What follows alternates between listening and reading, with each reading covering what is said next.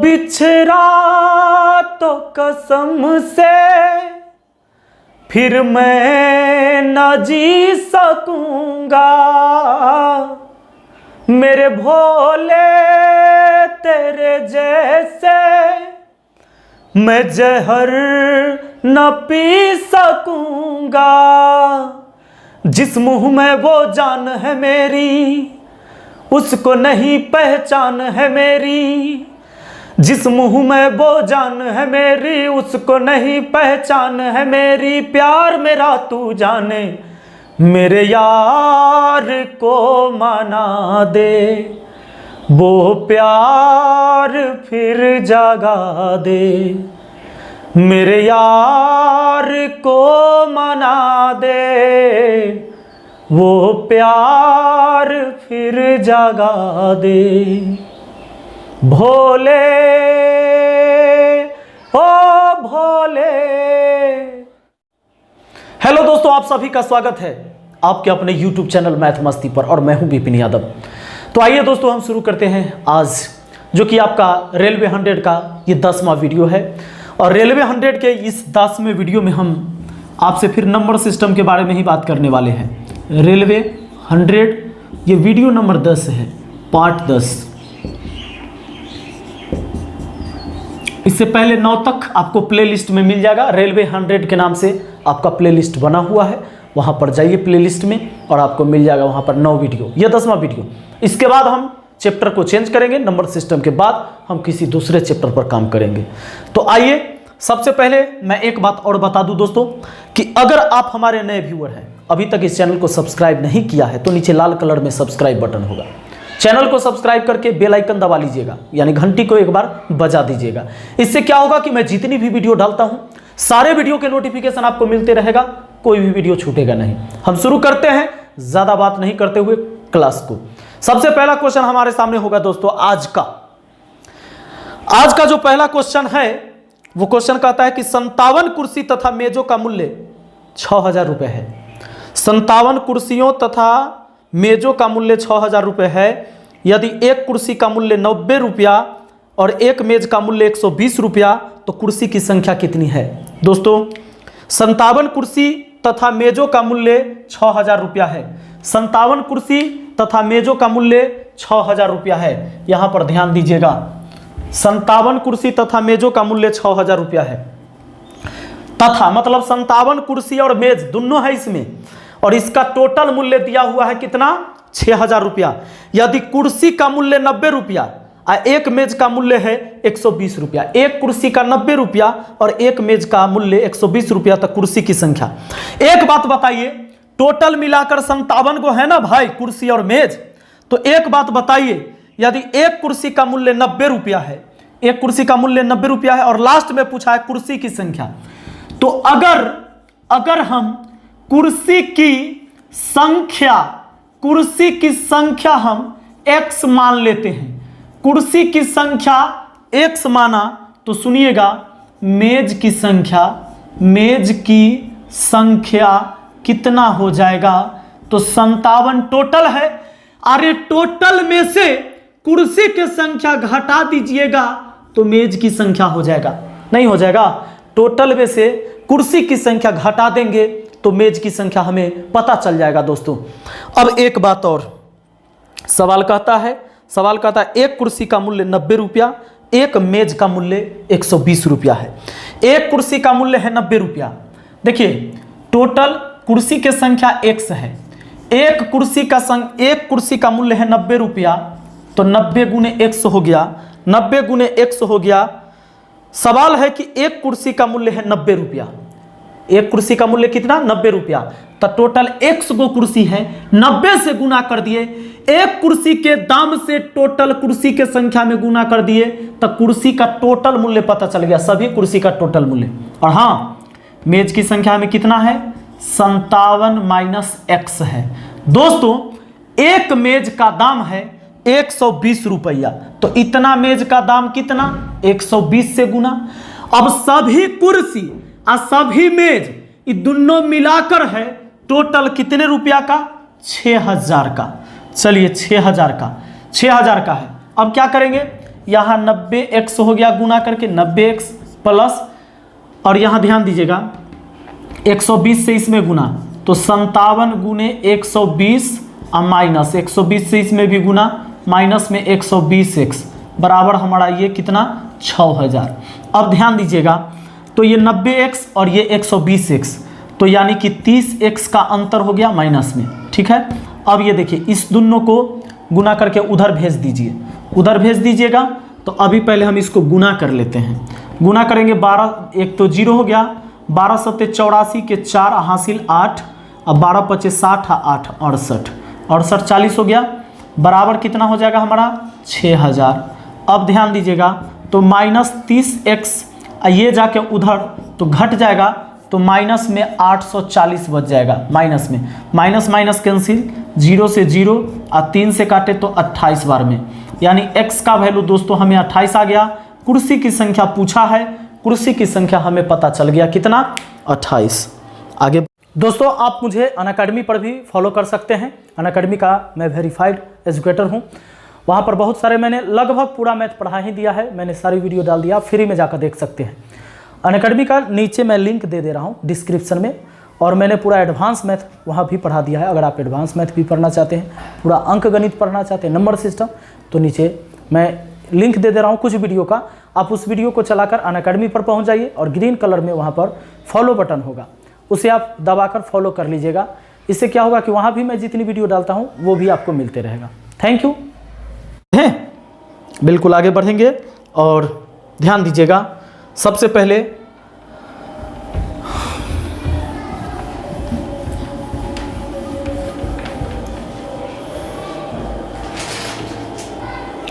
दोस्तों अगला सवाल हमारा 81 नंबर है। 81 नंबर सवाल है कि धनात्मक पूर्णांक 60 और 100 के बीच कितनी अभाज्य संख्या है। दोस्तों अभाज्य संख्या किसे कहते हैं? अभाज्य संख्या उसे कहते हैं जो संख्या अपने आप और एक के अलावा किसी से न कटे, वो सारा अभाज्य संख्या है। सबसे पहले ध्यान दीजिएगा, सबसे छोटी अभाज्य संख्या 2 होता है, इस बात को पता रखिएगा। सबसे छोटी अभाज्य संख्या 2, सम अभाज्य संख्या 2, माने इसके बाद जितने भी अभाज्य संख्या होंगे वो सम संख्या नहीं होगा, विषम संख्या होगा। 2 केवल सम अभाज्य संख्या है, 3 विषम अभाज्य संख्या है 2 के बाद। अगर कभी आपसे ऐसा पूछ ले कि सबसे पहली अभाज्य संख्या कौन, तो 2। आपसे पूछ ले कि सम अभाज्य संख्या कितना है, तो 1 गो है, वो कौन है, तो केवल वो 2 है। ठीक है दोस्तों, तो इसमें पूछा जा रहा है कि 60 और 100 के बीच कितनी अभाज्य संख्या है। जैसे 60 के बाद 61 एक अभाज्य संख्या है, 61 कटेगा अपने आप से और 1 से, इसके अलावा किसी से नहीं कटेगा। तो ऐसे ढूंढ लेंगे आप 100 तक, आप ये खुद कर लेंगे, 8 गो आ जाता है, ऑप्शन डी है। ठीक है, ये आप खुद कर सकते हैं, बहुत बड़ा चीज नहीं है। आइए देखिए अगला क्वेश्चन 82, 0, 2, 3, 6 और 7 अंक से बनने वाली 5 अंकों की सबसे बड़ी तथा छोटी संख्या में अंतर कितना होगा।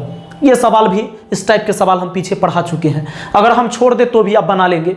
लेकिन ध्यान दीजिए, मैं बता दूं, ऐसा नहीं कि आप सोचे कि सब बना ही लेंगे तो आप काहे आए हैं। सुनिए, 0, 2, 3, 6 और 7, ठीक है, 5, हाँ 7 अंकों से बने, मतलब इन सभी अंक को यूज करके 5 अंक के सबसे बड़ी संख्या और तथा सबसे छोटी संख्या का अंतर कितना होगा। दोस्तों ध्यान देना है, 5 अंकों की सबसे बड़ी संख्या, तो सबसे पहले पहला बड़ा बड़ा डिजिट लिखिए, 7, 6, 3, 2, 0। और अब लिखना है 5 अंकों की सबसे छोटी संख्या, इसी को यूज करके। तो कुछ हमारे भाई ऐसे लिख लेंगे, 0, 2, 3, 6, 7 ऐसे लिख लेंगे, 0 पहले। तो 0 का यूज नहीं हुआ दोस्तों, कोई भी संख्या के पहले अगर 0 आप लगा देते हो या नहीं लगा देते हो कोई फर्क नहीं पड़ता है, क्योंकि 0 यहाँ ध्यान दीजिए, अगर 0 नहीं है, 0 है तो भी 2367 ही है, और 0 हटा दिए तब भी 2367 ही है, यानी उसका यूज नहीं हुआ। अब इसका यूज कैसे होगा भाई, इसका यूज होगा जब हम यहाँ पर पहले लिखेंगे 2, तब लिखेंगे 0 और फिर लिखेंगे 3, फिर लिखेंगे 6, उसके बाद लिखेंगे 7। ठीक है, अब इसको घटा देंगे, 10 में से 7 जाएगा, कितना आएगा 3, ये बच गया 1, 11 में से 6 जाएगा तो बचेगा 5, ये बचेगा 2, 12 में से 3 गया 9, ये बचा 5, और ये बस 7 में से 2 गया 5, 55,953, 55,953 53 ऑप्शन बी हो गया दोस्तों। तो चलिए अब आगे बढ़ते हैं। आइए दोस्तों अगला सवाल पर अब बढ़ेंगे हम लोग। और चलिए अगला सवाल है 0 1 2 3 4 5 में से प्रत्येक अंक का एक बार प्रयोग करते हुए इससे बनने वाली 5 अंकों की सबसे बड़ी और सबसे छोटी संख्या का अंतर क्या होगा। बना लेंगे ना आप लोग, बड़ा इजी। आप करेंगे 0 1 2 3 4, ठीक है। इसमें के प्रत्येक अंक का यूज करना है और सबसे बड़ी और सबसे छोटी संख्या का अंतर बताना है। तो सबसे बड़ा संख्या लिखना है, तब पहले बड़ा बड़ा डिजिट लिखिए 4 3 2 1 0। और अगर आप छोटी संख्या लिखना है तो 0 तो पहले नहीं लिखिएगा, 1 लिख लीजिए तब 0, और बाकी सबको 2 3 4 लास्ट में बड़ा रखिए। अब घटा लीजिए, 10 में से 4 जाएगा 6 आएगा, ये भी तो 0 हो गया। 10 में से 3 जाएगा 7, 11 में से 2 जाएगा 9, ये बच गया 2, 4 में से 1 गया, 4 में से 1 गया 3, 32 976, 32 976 ऑप्शन ए। चले आगे, बिल्कुल। अगला सवाल है हमारा, आयकर जब रुपए में 6 पैसा था उस समय एक आदमी को जितना आयकर देना पड़ता था अब उससे 124 रुपया अधिक देना पड़ता है। अब आयकर रुपए में 8 पैसा है, उस आदमी की आय क्या होगी।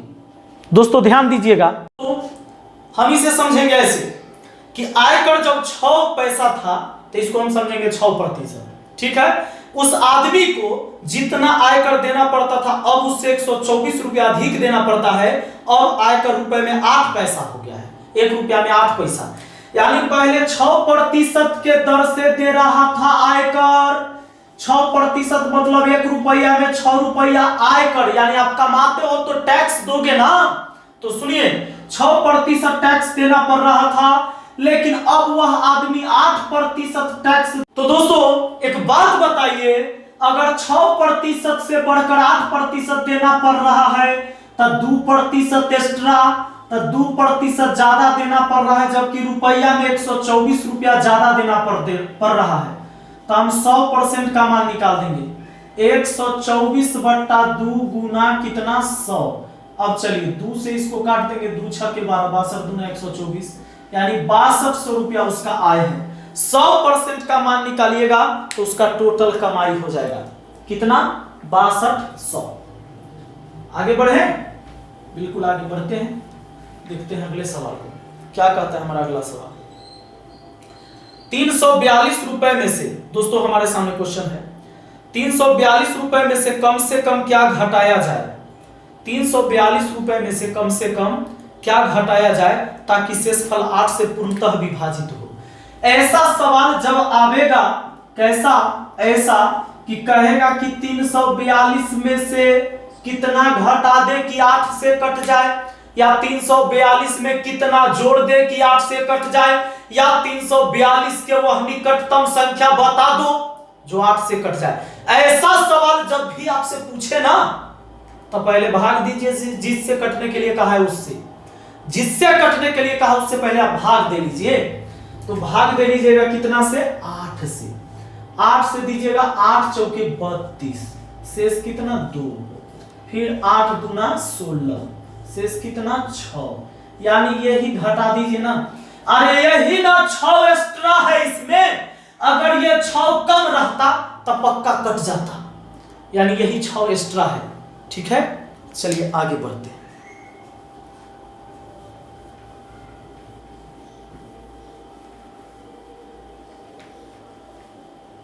ध्यान दीजिएगा, अगले सवाल 86 नंबर सवाल क्या है दोस्तों, ध्यान देना है।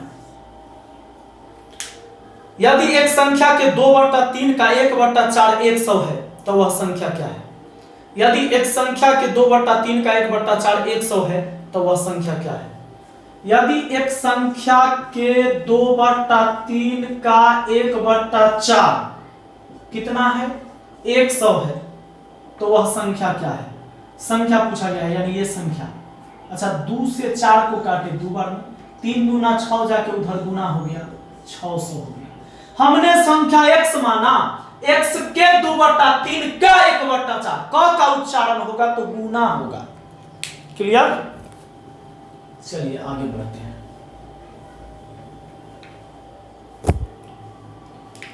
अगले सवाल की ओर।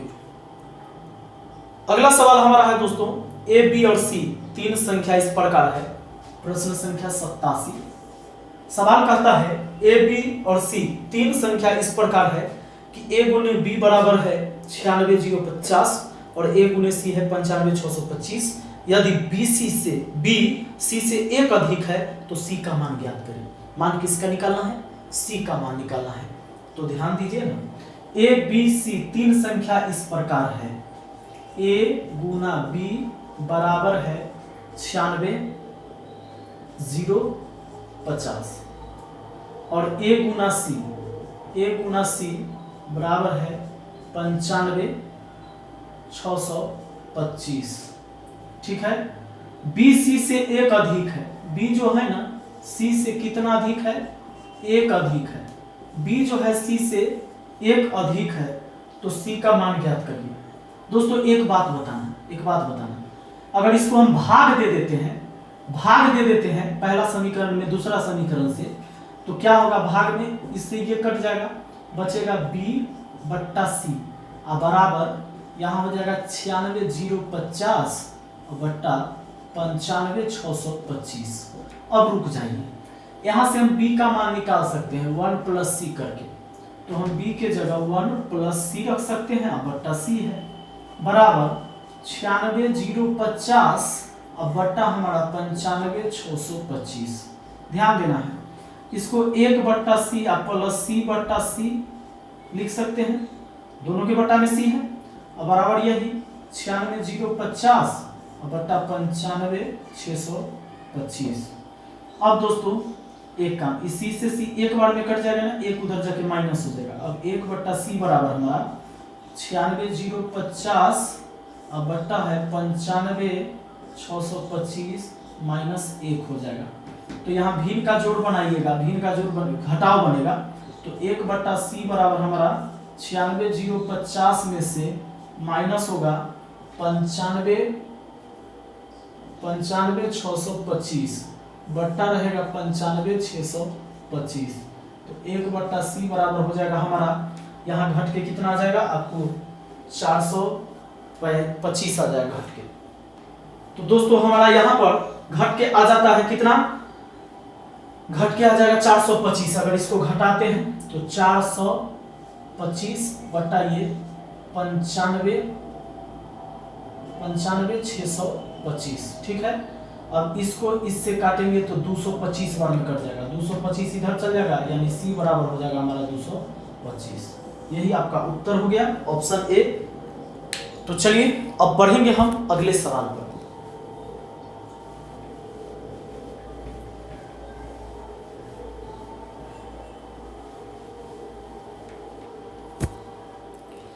अठासी नंबर सवाल है दोस्तों, प्रश्न संख्या 88। कहता क्या है? दो संख्या का गुणनफल 336 है। दो संख्या का गुणनफल कितना है? 336। यदि उनका योग उनके अंतर से 32 अधिक है तो वे संख्याएं हैं, यानी दोनों संख्या आपसे पूछा जा रहा है।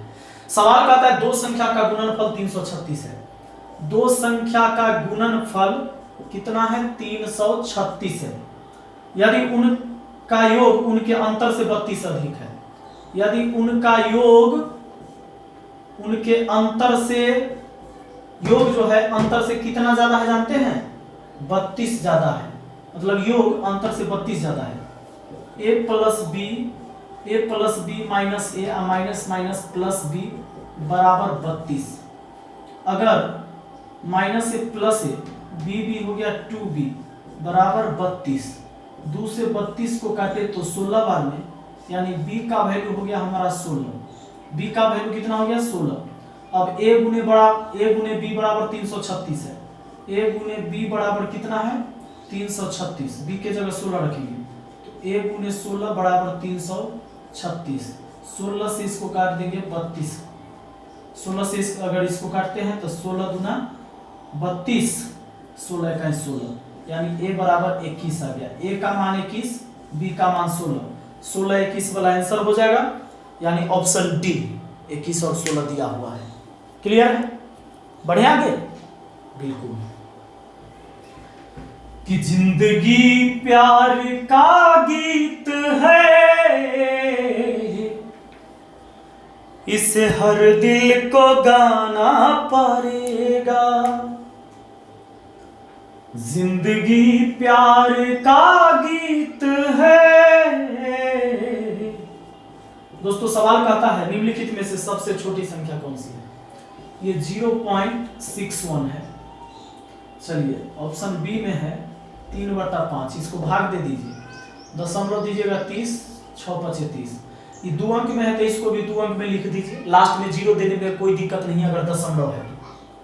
ऑप्शन सी में है दोस्तों 1/20 बट्टा 6 बट्टा है कितना 51, यानी 1/20 गुने 51/6 कर देंगे। अब ऊपर हो गया 51 और नीचे हो गया 20, 6 के 20 से 120। इसको भाग दीजिएगा 0.425 आ जाएगा, ऐसे आ जाएगा। और अगर अगला की बात करें ऑप्शन डी में 0.601 है, तो आपको दो अंक से ही काम चल जाएगा। मान लीजिए कि ये आपको पूछा है, यहाँ देखिए 0.60 है, ये 60 है, ये भी 60 है, ये 61 है, ये 42 है, तो यही है सबसे छोटा। पूछा है सबसे छोटा कौन। ठीक हो गया।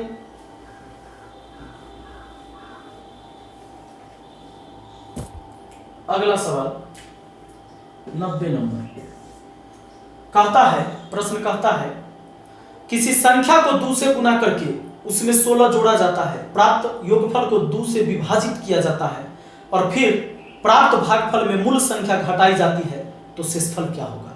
दोस्तों ध्यान दीजिएगा, किसी संख्या को 2 से गुना करके, कोई संख्या x मान लिए, इसमें 2 से गुना करके इसमें 16 जोड़ दिया जाता है, जोड़ दिए, प्राप्त योगफल को 2 से विभाजित किया जाए, जितना योग था उसमें 2 से भाग दिया जाए और फिर प्राप्त भागफल में मूल संख्या घटाया जाए, मूल संख्या घटाया जाए, वही x घटाया जाए, तब शेष क्या होगा? ये देखिए, ये 2x + 16 और वहां चल जाएगा -2x हो जाएगा, बट्टा कितना 2, 2x गया ऊपर 16/2 कितना होता है 8 होता है। ठीक है, तो चलिए दोस्तों बहुत बहुत धन्यवाद। आज के लिए हम यहीं तक रखते हैं क्लास को, और अगर वीडियो पसंद आया है तो दोस्तों लाइक शेयर कमेंट जरूर करिएगा। चैनल को सब्सक्राइब नहीं किया है तो लाल कलर में सब्सक्राइब बटन है, चैनल को सब्सक्राइब कर लीजिए, बेल आइकन दबा लीजिए। हम लगातार आपके लिए वीडियो को लेकर आते रहेंगे और इसी तरह